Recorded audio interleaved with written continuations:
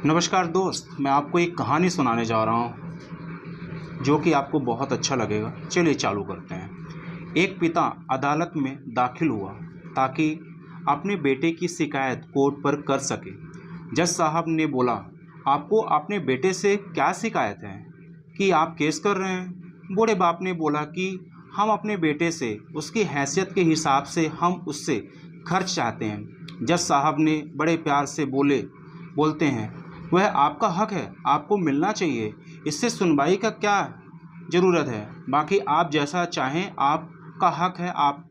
आपके बेटे को हर महीना आपको खर्च देना चाहिए, वह बेटा का कर्तव्य है। जज साहब, मेरे पास पैसे की कोई भी कमी नहीं है, भगवान का दिया हुआ मेरे पास सब कुछ है, पैसे की कमी नहीं है, ना किसी और भी चीज़ की कमी है। मुझे फिर भी अपने बेटे से हर महीने खर्च चाहिए, उसकी हैसियत के हिसाब से वह जो दे सके, वह चाहे थोड़े ही पैसे क्यों ना हो, पर मुझे अपने बेटे से पैसे चाहिए। जज साहब सोचते हुए रह गए कि आप इतने पैसे वाले होने के बाद भी आप अपने बेटे के ऊपर केस किए हैं, और आपको जब पैसे के है आपके पास, तो आपको बेटे से क्या ज़रूरत है पैसे के लिए? जज साहब आपको बेटे का नाम और पता दिया उसके पास ताकि नोटिस दे जा सके, ताकि कोर्ट में वह उपस्थित हो सके। जब मेरा बेटा कोर्ट में उपस्थित होगा तब आपको जज साहब बहुत कुछ पता हो जाएगा।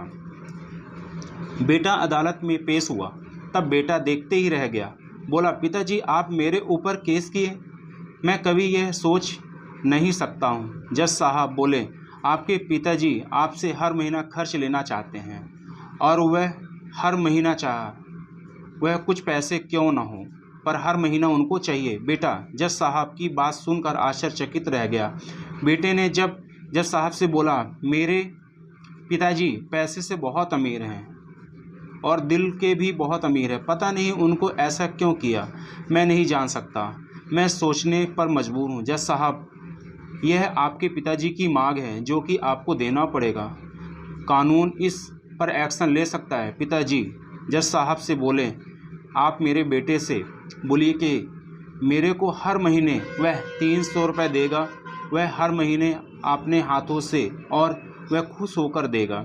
जज साहब ने बोले कि आपको अपने पिताजी को हर महीने की 1 तारीख को आपको 300 रुपये उनको देना होगा, वह भी खुश होकर बिना देरी करते हुए। यह अदालत का हुक्म है जो कि आपको मानना पड़ेगा। अगर आप नहीं मानते हैं तो मुझे आपको जेल भेजना पड़ेगा। यही से बेटे ने बोला, जी जज साहब, आप जैसा चाहते हैं वैसा ही होगा। मैं हर महीने को 1 तारीख को आप अपने पिताजी को 300 रुपये में दे दिया करूँगा। घर जाकर यही केस ख़त्म हुआ, और केस ख़त्म होने के बाद जज साहब ने उससे बूढ़े आदमी को बुलाया। अगर आप बुरा ना माने तो मैं आपसे कुछ बात पूछना चाहता हूँ। पिताजी बोले, आप बिल्कुल पूछिए जज साहब, आपका पूछने का अधिकार है। मैं कानून की हैसियत से नहीं पूछ रहा हूँ, मैं भी एक पिता हूँ, मैं इस हैसियत से पूछ रहा हूँ। जी बोलिए, आपने अपने बेटे के नाम से ही क्यों केस किया, जो कि सारी संपत्ति आपके जाने के बाद आपके बेटे की ही है, और आप पैसे से भी इतने अमीर हैं, और आपने अपने बेटे से ही पैसे भी कितने मांगे, मात्र 300? मुझे कुछ बात समझ में नहीं आई, आप मुझे विस्तार से बताइए। जज साहब से बूढ़े बाप ने बोला कि जी जज साहब, मैं अपने बेटे का चेहरा देखना भूल गया था। मेरा बेटा इतना काम में व्यस्त रहता, मेरे लिए मेरा बेटा कभी टाइम ही नहीं निकाल पा रहा था, इसीलिए मैंने यह केस किया था कि वह हर महीने मेरे पास आकर पैसा देगा, और मैं इस पैसे का मोहताज नहीं हूँ, पर मैं अपने बेटे को बहुत मानता हूँ, ताकि मैं हर महीने अपने बेटे से मिल सकूँ। मैं अपने बेटे को जब भी फ़ोन करता या मिलने की कोशिश करता तो मेरा बेटा बस यही कहता कि पिताजी अभी मैं बहुत व्यस्त हूँ, मैं आपसे बात करता हूँ।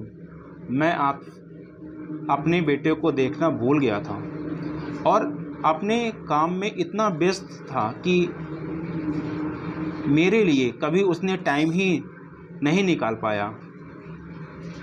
पर एक पिता होने के नाते मैं क्या कहूँ, अपने बेटे से मिलने की इच्छा तो हर पिता की होती है।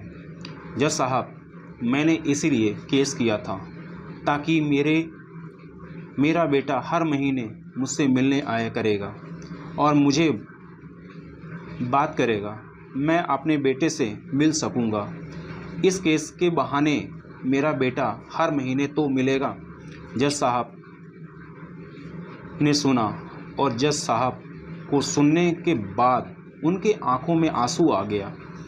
जज साहब बोले कि अगर आप यह बात आप मुझे पहले बता दिए होते तो इस बात को नज़रअंदाज कर दिया होता और पिताजी के ख्याल न रखने के जुर्म में उसको जेल भेज देता। पिताजी बोले कि जज साहब, मैं अपने बेटे को सज़ा नहीं करना चाहता हूँ और मेरे लिए बहुत दुख की बात होती अगर मेरे बेटे को सज़ा हो जाती।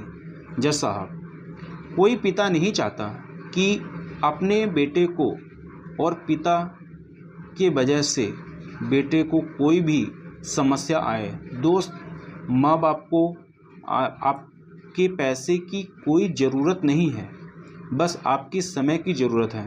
वक्त के रहते आप अपने घर वालों से बात कर लिया करिए। पता नहीं किस समय किसको क्या हो जाए, ताकि ज़िंदगी भर आपको पछताना न पड़ जाए। आपका थोड़ा सा समय जाएगा, बाकी आपका कुछ भी नहीं जाएगा और आपके माता पिताजी का आशीर्वाद मिलेगा। जिस दिन आप हमारे माता पिता गुजर जाते हैं ना किसी, फिर हम याद करते हैं कि अगर काश हमने उनका ख्याल रखा होता, हर दिन बात कर लिया करते, तो हमें आज उनकी याद इतनी ज़्यादा नहीं आती है। किसी के चले जाने के बाद उनकी अहमियत पता चलती है, ना कि उनके रहने के बाद। तो दोस्त, हमने अपने घर वालों से हमेशा थोड़ी सी ही 5 मिनट के लिए ही टाइम निकालिए, पर अपने घर वालों के लिए बात करिए ताकि हमें कभी पछताना न पड़े और अपने माता पिता कभी यह न सोचे कि हमारा बेटा हमारे बारे में नहीं सोचता।